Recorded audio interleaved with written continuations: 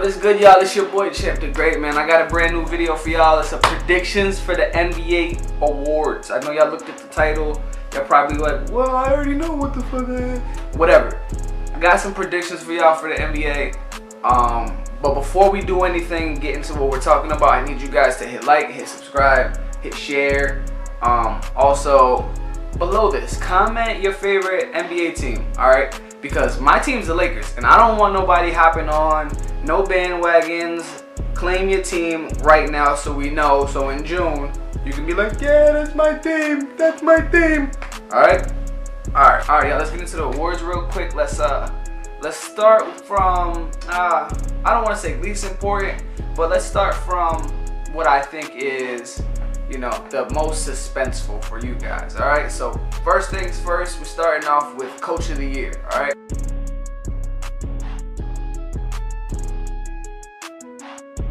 And a lot of people are probably thinking like, you know, oh, Lakers, Luke Walton, Coach of the Year, Steve Kerr, Coach of the Year, Brad Stevens, Coach of the Year.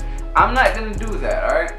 I'm gonna go probably with even the more cliche pick at Coach of the Year at this point right now, and it's gonna be Greg Popovich. All right, number one, I just respect Greg Popovich for his stance, his real hard stance against Trump and the politics of it all. He's really not shying away. He's really using his voice, and I really respect that, number one. But basketball related, also I think he probably could get Coach of the Year every year, just based on the team that they have, because they have great players, but they're never one single dingle superstar and then a bunch of role guys. I mean, you could argue Tim Duncan, but even then they had Tony Parker, they had Ginobili, they had David Robinson, even they had great teams all the time. But I really like what Pop has in this team with Rudy Gay. They just signed LaMarcus Aldridge again, so maybe he'll be happy. Kawhi is probably gonna win, I don't know, whatever award he decides to win this year. So I think Pop can win Coach of the Year. That's where I would go with it. There's some other guys that you can argue, but that's just mine. Next, we're gonna go to Defensive Player of the Year, all right? And I gotta make a quick argument real quick with you guys, because this can go anyway. This can go any way. So, I mean, you might argue James Harden. Just kidding. Now, you might argue Kawhi Leonard. You might argue a lot of different people, but I'm gonna go with Ant Davis here. I wanted to go Draymond Green, but I think that I'm not really sure how much better Draymond can get. Whereas with Ant Davis, I think that him and Boogie are a formidable duo down low, and I think for everything that Boogie doesn't do defensively, Ant will be there to make up for him. So I think Ant Davis is gonna have a Defensive Player of the Year sort of year. You can also argue Kawhi, but I'm counting on Ant Davis this year, so that's gonna be me. Next, we're gonna get into the Six-Man Award, and the Six-Man Award is gonna be weird this year because you've got so many more super teams. So I feel like there's gonna be like a larger role for reserves to step in to starting spots. You know what I'm saying? So we're gonna see like different six men than we've probably seen before. I think. I don't know. You know what I mean? But that's what I think. So with that being said, I went to J.R. Smith. I thought that he's the one that I know the most coming off the bench. You know what I mean? Like I just said with my last argument, I think that J.R. Smith is the most consistent, reliable six-man in the league right now. Even though he doesn't want to be the six-man, and he's been starting for Cleveland the last couple years, he's made his money in the NBA. He's made his biggest impact in the NBA coming off the bench, and I think that that's going to continue. I don't think that's going to stop. You know what I mean? So J.R. Smith, Six-Man of the Year, you know what I mean? Book it in, you know what I mean? I did that, yeah. Alright, so next we'll go to the Most Improved Player of the Year. And the Most Improved Player of the Year to me also could be the MVP. I know you're probably looking like, what? What the fuck is he talking about? What is he saying? Hear me out. Alright. Giannis Antetokounmpo.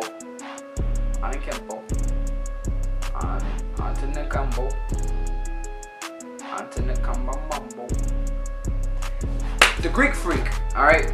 He's coming off a year where he had his best stats. He's coming off of an offseason where he's gotten better. look at the preseason, when he's hitting step back threes and stuff, like his improvement already that we've seen just in a little bit of preseason action, I think, is the biggest thing for me. But I just look at Giannis, and I really think that no one in the league can stop him once he figures out what he's trying to do before he does it. You know what I mean? Like, I think I watch Giannis a lot of the time, and he's still figuring out how to play basketball. You know, he's just so much more athletic and so much more talented than the average guy, and his length is so long, that, you know what I mean, that he gets by with athleticism. And I think that he's becoming more skilled. He's learning how to shoot with more consistency, dribble, and know what decision he wants to make with the ball a little bit better. I think he's my, like I said, he's my guy to be most improved. And I could see, with the way that the NBA is, super team is stacked up, that he has a chance to win the MVP. You know what I'm saying? But I'll save the MVP for later. I'm gonna go to Rookie of the Year. Rookie of the Year. I know y'all probably looking like, I wonder who he's gonna pick. Well, I'm picking Lonzo Ball. And I know, I was very tough on Lonzo Ball. You probably don't know, but I was very tough on Lonzo Ball because I wanted Markelle Fultz in the draft. So I almost kind of like started talking junk about Lonzo Ball. But the more that I watch the preseason, the more that I watch the summer league, the more that I get excited about the youth and direction of this team, the more I think Lonzo Ball has the chance to succeed the most. He's going to be the starting point guard. He's going to hold the keys to the franchise basically from day one. We have a lot of talented players that accompany him. So I think that it's like putting like a rookie quarterback into a young system. It's like, what can happen? You know what I'm saying? He's a floor general, and so we'll see what happens. If he can get the double-digit assists, if he can get 15 points, I think that'll win him Rookie of the Year. You know what I'm saying? So yeah. And lastly, MVP.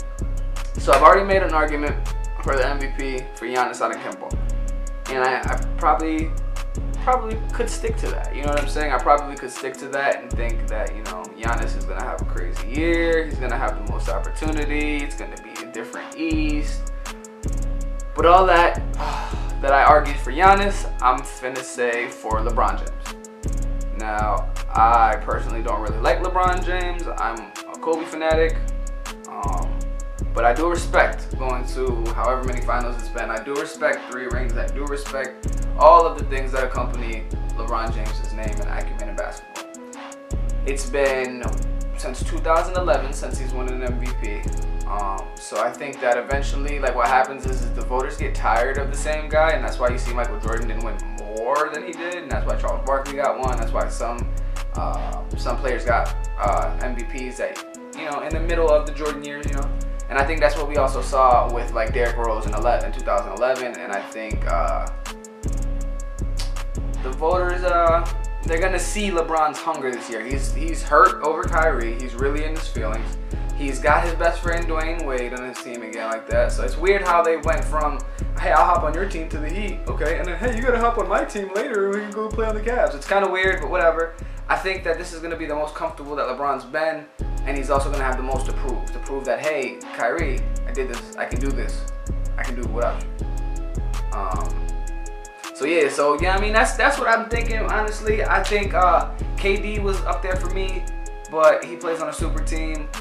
You can't argue James Harden because he's got CP. It's going to take like half the touches out of his hands. Russ has 2 brand new teammates who are going to take shots from him and rebound and defend and do stuff that he doesn't have to get a triple-double, you know what I'm saying? So I think that only leaves LeBron. You know, you can argue, like I said, you can argue Steph, but he plays on a super team. So I think that only leaves LeBron. His closest competitor might be Kawhi. His closest competitor might be Giannis Antetokounmpo. But overall, I think LeBron James is going to be the guy that's going to win the MVP this year. Will that mean that they're going to win the finals? Man, I don't know. I don't know. I do not know. All right. But with that being said, man, I'm Champ the Grape. That's my prediction video, y'all. If y'all rock with me, leave a like, leave a subscribe, leave a comment, leave a share, leave a something. All right, leave a motherfucking something for the boy. Until then, you know what I mean? Holla at me. I got Horns and Halos coming out November 1st. I got a bunch of different shows coming out, you know what I'm saying, within the next week or so. So be on the lookout for all of that shit. Got a ton more videos coming out for y'all, so be on the lookout for that shit. And just share this video. And if you disagree, I don't give a fuck. But still, comment down below so I can argue with y'all asses. Alright, I'm Champ Degree. Get the fuck out my house, y'all.